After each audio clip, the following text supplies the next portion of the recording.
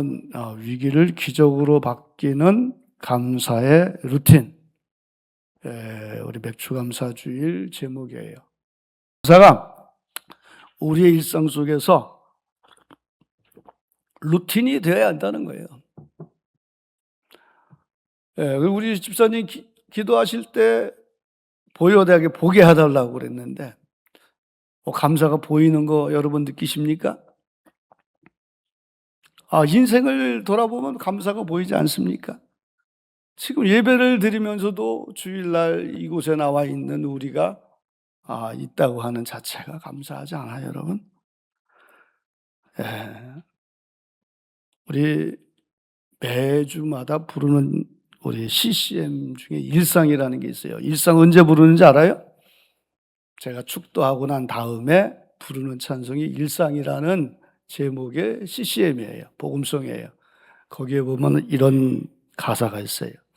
내게 맡기신 이곳 감사와 순종으로 오늘을 살리라.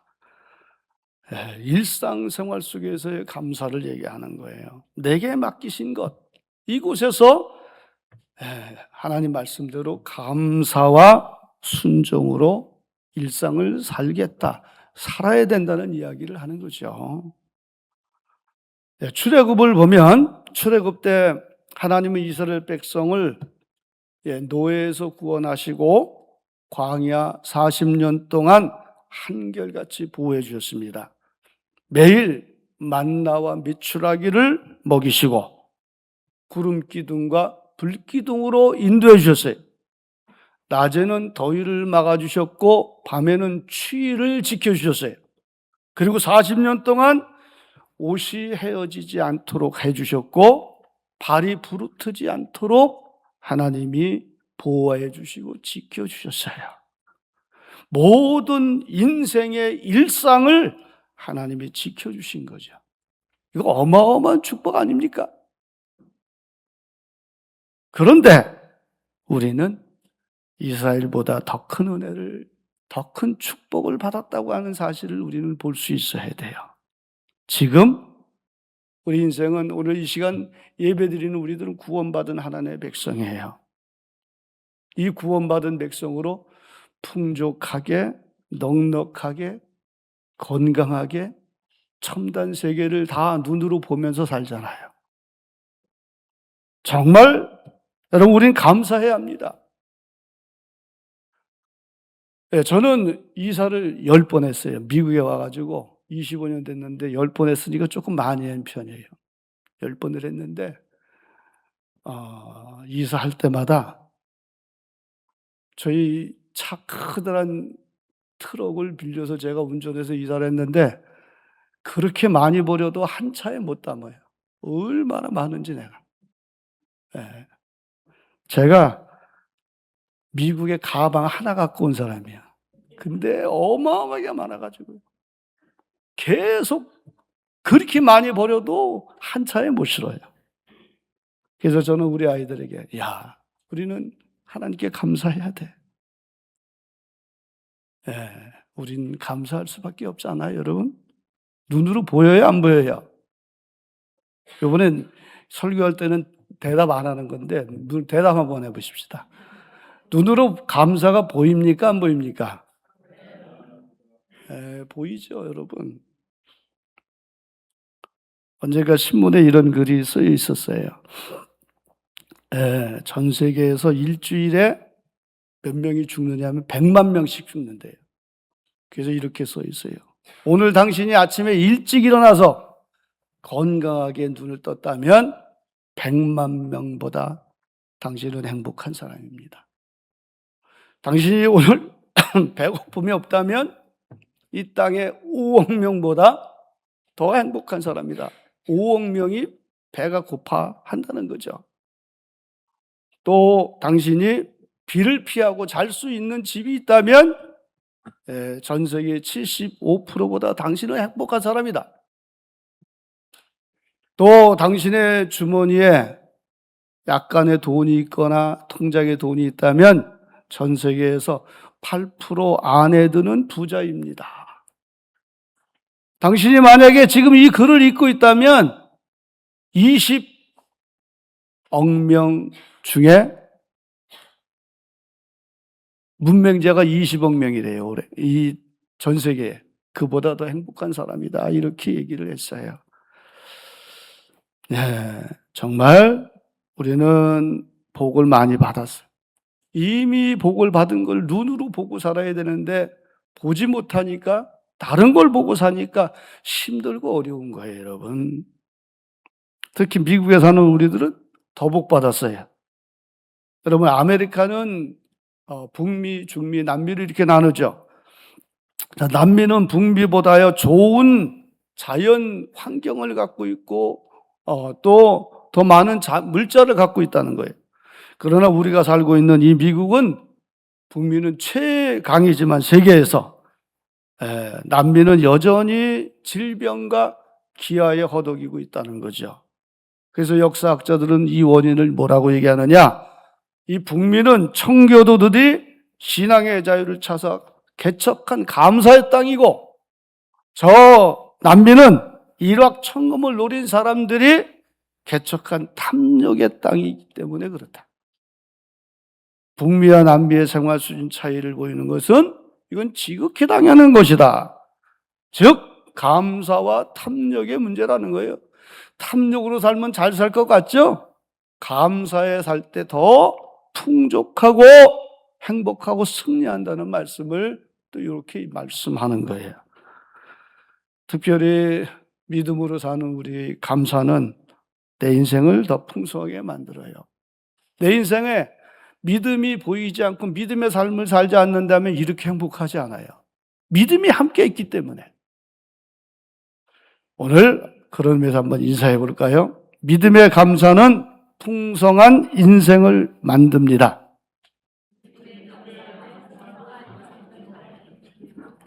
제가 일부 예배 때 뭐라 그랬냐면 이렇게 길은 거는 앞에다 쓰기로 했어요. 다음번에. 그래야 이게 잊어버리지. 조금만 길면은 우리가 생각을 못해. 다시 한번 믿음의 감사는 풍성한 인생을 만듭니다.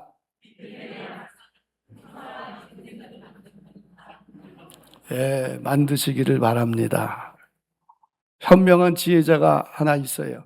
이 사람이 어느 날 길을 가고 있는데 너무 시리에 빠진 사람이 길을 가고 있더라는 거죠. 그래서 제가 왜 이렇게 기침하는지 알아요?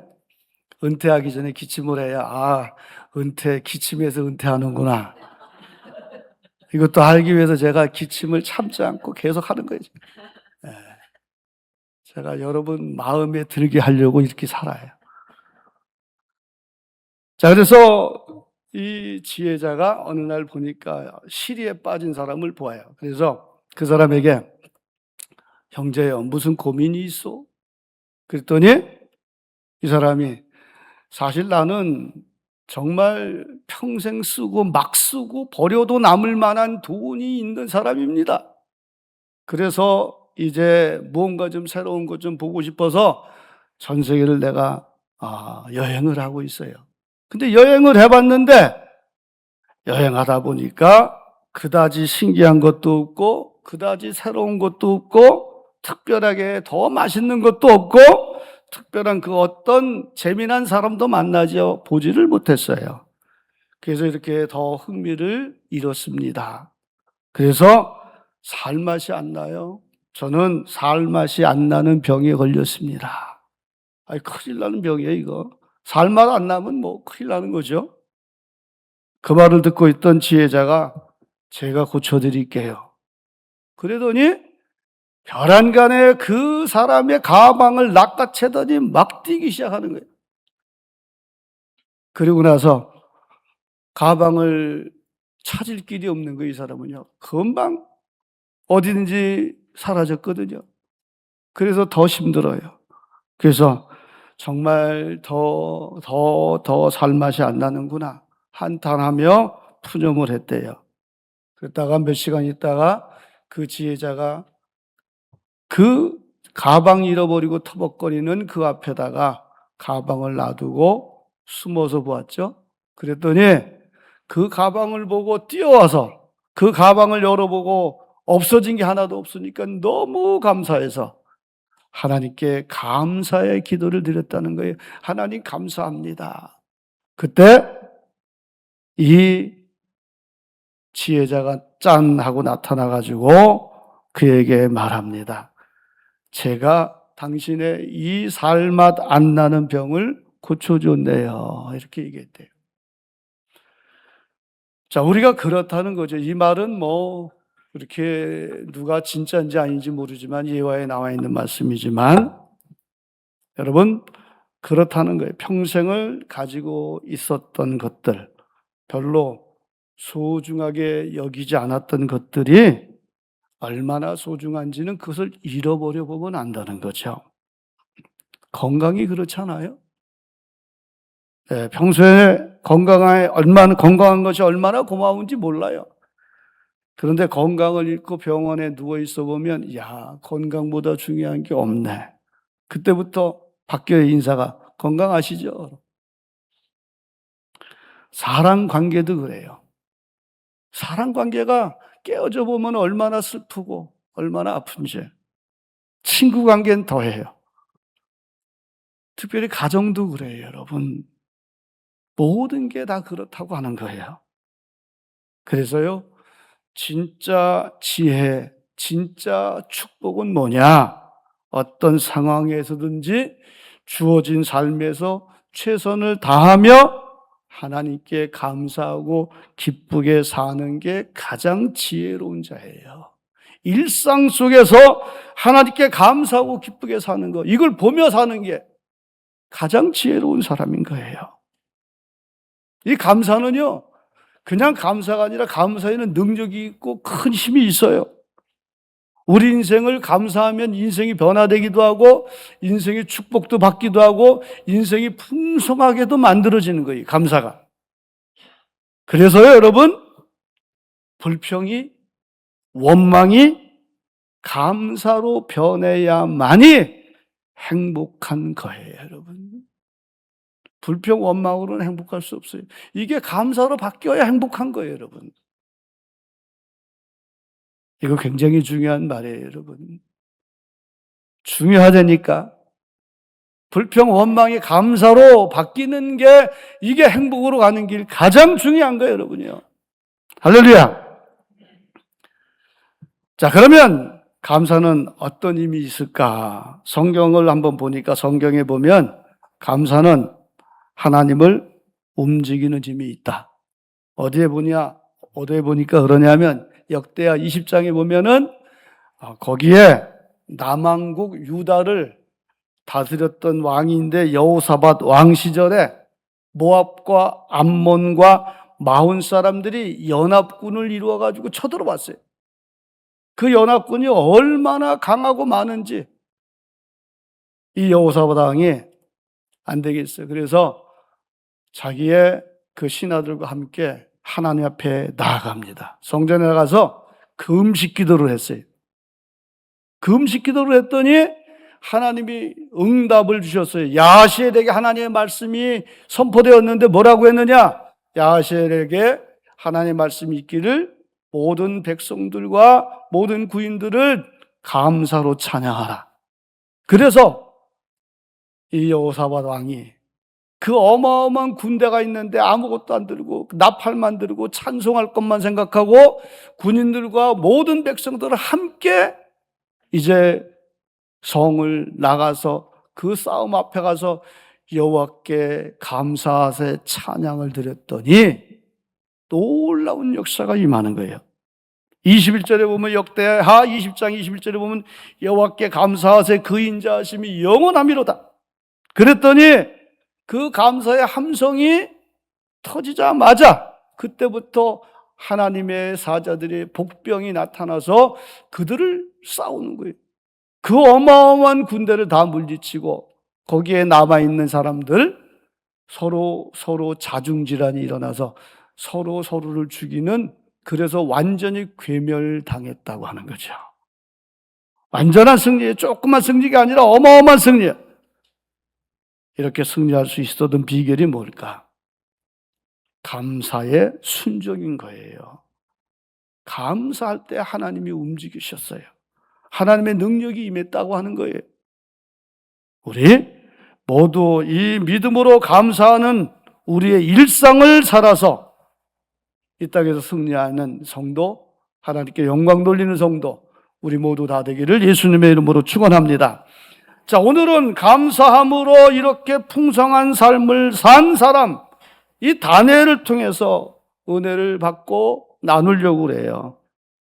예, 오늘 본문을 읽어보니까 본문은 우리 잘 알겠죠? 잘 아는 본문이에요. 예, 교회 한 몇 년 되면 이거 한두 번 정도는 들었을 거예요. 예, 그런데 여러분, 우리는 늘 말씀을 드리지만 설교나 예배 드릴 때 가장 중요한 게 이 본문을 잘 알아야 돼요. 본문을 우리가 조금 아는 듯하다고 넘어가면 안 되고, 매번 본문을 정확히 들을 때 주시는 마음이 있던 이럴 때는 감사, 저럴 때는 긍휼, 저럴 때는 은혜, 주시는 것마다 틀려요. 그래서 본문을 정확하게 알아야 돼요. 자, 중요한 것을 알고, 다니엘은 어린 소년 때 바벨론의 포로로 끌려온 사람이죠. 그런 그는 하나님이 함께 하셨어요. 계속 처음부터 하나님이 함께 하셔서 최고의 높은 자리에 올려놓으셨어요. 그러나 포로 주제에 이렇게 높은 자리에 있으니까 많은 사람들의 눈의 시선에 가시가 되고 맙니다. 그래서 그의 나이 80세에 이르렀을 때에 질투의 세력들이 그들에 의해서 중상과 모략을 당하게 되는 거예요. 질투. 질투는요, 중상과 모략을 해요. 우리 모두에게는 질투가 있어요. 없는 사람이 없대요. 제가 그러는 게 아니라 성경에도 그래요. 그러나 질투가 나면 우리는 이걸 해결해야 되고 말씀으로 해결해야 되지, 나는 질투가 없어, 이건 말이 안 돼. 우리는 해결해야 될 게 질투예요. 질투로 말미암아 중상모략, 사람을 죽인다는 거예요. 자, 어떻든 다니엘의 그 정적들이 다니엘을 어떻게 없앨까 하고 궁리하던 끝에 다니엘이 매일매일 기도하는 사람인 줄 알고 왕에게 이렇게 얘기하죠. 왕의 외에 다른 존재에게 한 달 동안, 30일 동안 기도하거나 어떻게 하는 사람이 있다면 그 사람을 사자굴에 쳐놓기로 합시다. 이렇게 건의를 해요. 자, 이렇게 건의를 하니까 다리오 왕이 생각하기를 사람들이 나를 높이게 한다는데 뭐 이게 나쁠까? 조금 우쭐해주고 교만해져서 그렇게 하라고. 이렇게 속아 넘어가서 계략인 줄도 모르고 어인을 찍고 법으로 선포를 한 거예요. 이제는 누구든지 왕 외에 다른 것에 기도하는 자가 있다면 여지없이 사자굴 속에 던져질 판입니다. 그러나 다니엘은 어떻게 대응합니까? 오늘 본문 10절에 보면 다니엘이 이 조서에 왕의 도장이 찍힌 것을 알고도 하면, 무슨 말이에요? 기도를 하면 이제 사자굴 속으로 던짐받는다는 사실을 알았다는 거죠. 그런데 어떻게 했느냐? 오늘 본문 10절을 다시 이어서 보면 자기 집에 가서 윗방에 올라가 예루살렘으로 향한 창문을 열고 전에 하던 대로 하루 3번씩 무릎을 꿇고 기도하며 그의 하나님께 감사하였더라. 아멘. 자, 보십시오. 지금 다니엘은 이방 땅에 와서, 그것도 포로 신분에 한 60평생에 걸쳐서 쌓아 올린 골든 탑이 이제 몽땅 한순간에 무너질 수 있는 이 상황, 죽을 수 있는 이 상황, 죽음이 앞에 있는 이 상황을 맞이했어요. 자, 이게 뭐냐? 기도하면 이렇게 되는 거예요. 죽는 것이고, 잠시 며칠 쉬거나 아니면 남 모르는 곳에 가서 기도를 했다면 살 수 있는 상황이라는 거죠.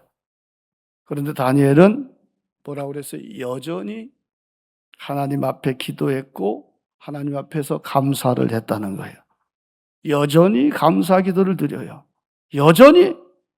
그래서 다니엘은 감사 기도를 여전히 했는데 사자굴에 들어갔다고 하는 거예요. 그게 오늘 본문이에요. 예. 우린 오늘 본문 여기까지 읽었지만 본문 뒤의 내용을 다 알고 있어요. 너무 잘 아는 말씀이니까.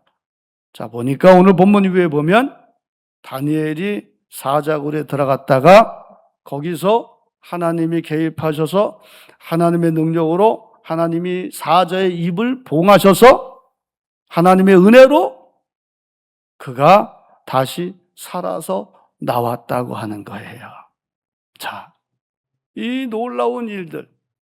자, 그렇다면 다니엘의 감사는 어떤 감사였길래 죽음 앞에서도 감사를 할 수 있었을까? 다니엘의 감사는 세 가지로 나눌 거예요. 첫째, 하나님의 뜻을 아는 성도의 감사였다. 하나님의 뜻이 얼마나 중요한지요. 여러분, 굉장한 하나님의 뜻이 있다는 것을 알았다는 거예요. 이는 단순히 감정에 따라서 한 감사가 아니라 하나님의 뜻을 아는 성도의 감사였다. 그냥 감사가 아니라 하나님의 뜻이 감사라는 것을 알고 감사를 드린 거예요. 성도에 대해 하나님의 뜻이 뭐라고 그랬나요? 데살로니가서 5장 15, 16, 17절에 15, 16, 17, 18절에 보면 항상 기뻐하라, 쉬지 말고 기도하라, 범사에 감사하라. 이것이 그리스도 예수 안에서 너희를 향하신 하나님의 뜻이니라. 아멘. 예. 하나님의 뜻은 범사에 감사하라는 거예요. 예수 안에서 감사하라는 거예요. 예수 잘 믿으면서 범사에 감사하라는 거예요. 범사는 뭐가 범사냐? 좋은 일뿐만 아니라 좋지 않은 일도 포함한 게 범사예요. 예. 그래서 구원받은 성도는 범사에 감사하라는 거죠. 자, 그럼 구원받은 성도가 범사에 감사하기 위해서 어떻게 해야 돼요? 여러분, 기분 좋은 일, 나쁜 일, 또 정말 좋지 않은 일, 모든 범사에 감사할 수 있을까요? 감사해야 된 구원받은 성도는 이 모든 일에 범사에 감사하기 위해서는 의지적으로 무조건 감사해야 감사할 수 있는 거예요. 그러면 축복이고 승리와 영광인 거예요. 무조건. 무조건이 어디 있습니까? 이렇게 얘기할까요? 아니에요. 하나님의 법칙이라는 거예요. 무조건 감사해보라는 거예요. 그 옛날 사도 바울이 증명하면서 얘기했어요. 뭐라고 얘기했어요? 빌립보서 1장 12절을 보면 형제들아, 내가 당한 일이 도리어 복음 전파의 진전이 된 줄을 너희가 알기를 원하노라. 아멘. 예, 지금 사도 바울이 얘기하는 거예요. 감옥에서 내가 지금 당한 이 고통 모두가 이게 알고 보니까 복음 전파의 진전이 된 것을 안다. 그래서 너희들도 이것을 알기를 원한다. 이게 무슨 말이냐? 지금 로마 감옥에 있어요. 로마가 감옥에 가는 동안에 배도 파손이 되었고요. 또 죽을 고생을 3년 동안 했어요. 3년 동안 쭉 보니까 40의 감한 매를 3번이나 맞고, 한 번은 태장으로 맞고, 한 번 돌로 쳐 죽임을 당할 뻔했고, 또 감옥에 수시로 들어갔다 나왔고, 그랬던 이런 그가 이 로마 감옥에서 지금 갇혀서 생각해 보니까 이 모든 과정이 우연한 일이 아님을 깨닫게 되었다고 하는 거예요. 사도 바울은 그때 알았다는 거예요. 뭘 알았느냐? 자기를 감옥에서 가두려는 줄 알았는데 감옥이 자기를 보호해 준 것을 깨달았다. 자기의 생명을 보존해 준 것을 깨달았다는 거예요. 사도 바울이 복음을 전할 때에 사도 바울을 죽이려고 특공대를 만들고 그를 죽이지 않고는 밥도 안 먹겠다는 사람이 많았거든요. 그 가운데서 하나님이 지켜주신 것이 바로 로마 군인이 지키는 그 감옥이었다고 하는 거예요. 그래서 지금 복음 사역을 충실히 할 수 있었다는 거죠. 이걸 깨닫고 이걸 깨달은 후에 감사하다고 말하고 있는 거예요. 하나님의 뜻을 아는 성도가 되라는 거예요. 하나님의 뜻이 그겁니다. 우리가 어떤 상황 속에서든지 범사에 감사할 수 있는, 일상을 감사할 수 있는, 어떤 상황 속에서도 감사할 수 있는 이런 인생이 하나님의 뜻에 합당한 인생이라는 말씀인 거예요. 여러분, 오늘 우리의 삶 속에 혹시 어둠이 있습니까? 고통스러움이 있습니까? 아픔이 있습니까? 시련이 있습니까? 그렇다면 그럼에도 불구하고 기꺼이 여러분 강제적으로 기꺼이 의지적으로 감사해 보십시오. 물론 감사하고 싶지 않을지라도 하나님의 뜻을 알고 의지적으로 감사하십시오. 우리의 일상생활 속에 일상을 감사해 보세요. 그러면 이 다니엘처럼 놀라운 축복의 결과로 승리할 겁니다. 우리 모두 하나님의 뜻을 알고 일상을 의지적인 감사로 감사하여 승리하는 우리 교회 모든 성도가 되기를 예수님의 이름으로 축원합니다. 이 다니엘의 감사 두 번째는 규칙적인 감사였다는 거죠. 이 규칙적인 것이 항상이라는 말과 같은 말이 돼요. 10절을 한번 다시 보면 전에 하던 대로 하루 3번씩 무릎을 꿇고 기도하며 그의 하나님께 감사하였더라. 전에 하던 대로. 다시 말하면 다니엘에게 있어서 기도와 감사는 곧 습관이었다고 하는 거죠. 항상 기뻐하고 쉬지 말고 기도하고 범사에 감사하라는 거. 항상 하나님의 뜻은 어느 때만이 아니라 항상이란 뜻이 있어요. 뜨문뜨문이 아니라 항상, 어쩌다가 아니라 항상. 우리는 어때요? 항상을 우리 삶에 한번 넣어볼까요? 우리는 항상 뭐 하죠? 우리는 항상 내 마음에 안 들면, 내 형편이 감사하지 않으면 항상 원망하고 불평하고 정죄하잖아요. 오늘 본문은 우리에게 그러면 안 된다는 말이에요. 이때 하나님을 바라봐야 돼요. 그리고 감사해야 돼요. 혹 감사하지 않았다면 우리가 믿음으로 산다고 하면서 감사하지 않은 우리가 있다면 이 시간 회개할 수 있기를 바랍니다, 여러분. 다니엘은 항상이에요. 듬성듬성이 아니고 항상이에요. 그는 소년 시절에도 기도하고 감사했고 무명의 청년 시절에도 기도하고 감사했고 지금 백발이 휘날리는 노인이 되었는데도 여전히 기도하고 감사를 드리고 있는 거예요. 이 참으로 거룩한 습관 아닙니까? 얼마나 경건한 습관입니까? 이 습관을 우리가 드려야 돼요, 여러분. 눈으로 봐야 된다는 얘기예요. 오늘 집사님 기도처럼 우리는 감사해야 돼. 할렐루야. 할렐루야는 살살해도 감사는 커야 되는 거 몰라요?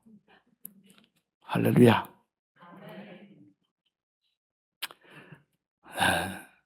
우리 모두 하나님의 뜻을 알고 정말 하나님께 감사하여 하나님께 영광 돌리며 우리 모두 승리하기를 예수님의 이름으로 축원합니다.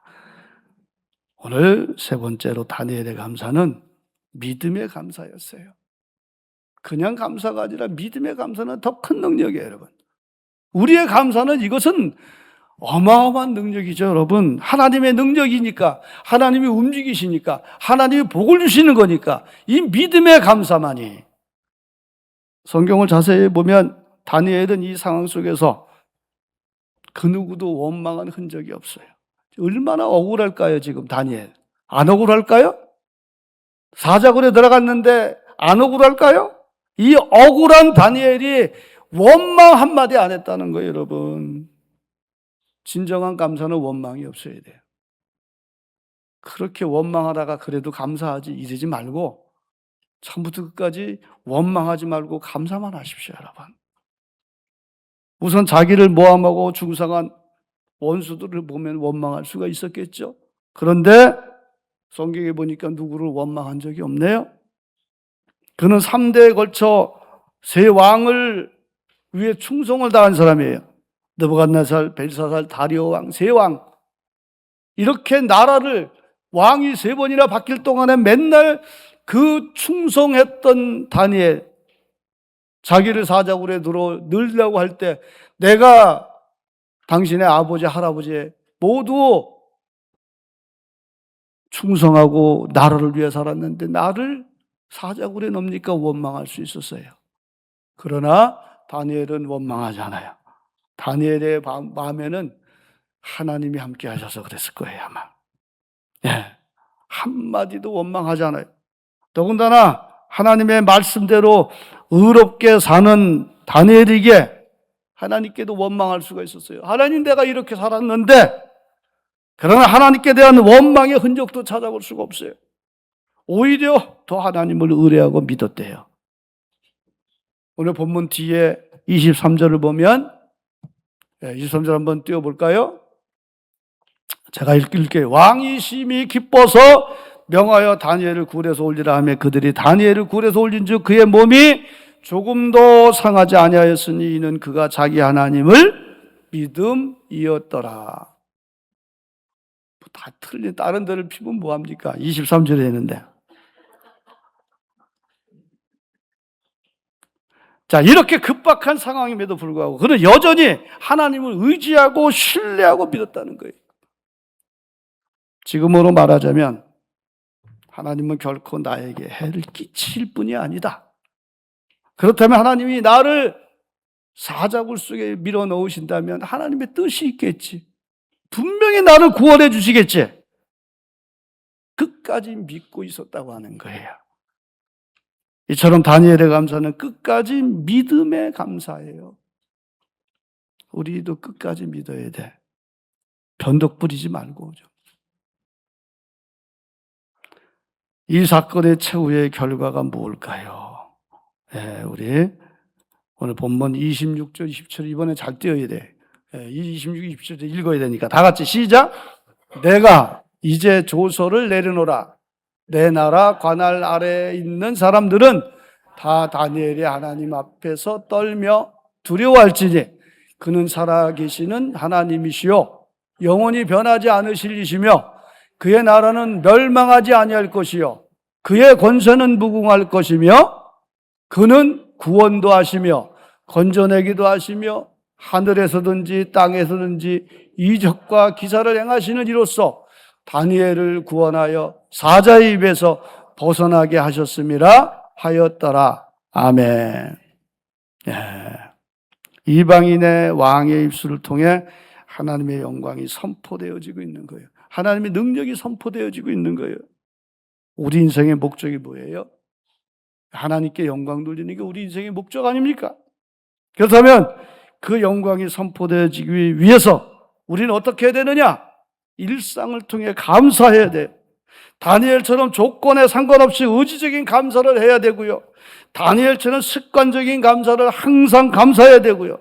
다니엘처럼 믿음의 감사를 해야 하는 거예요.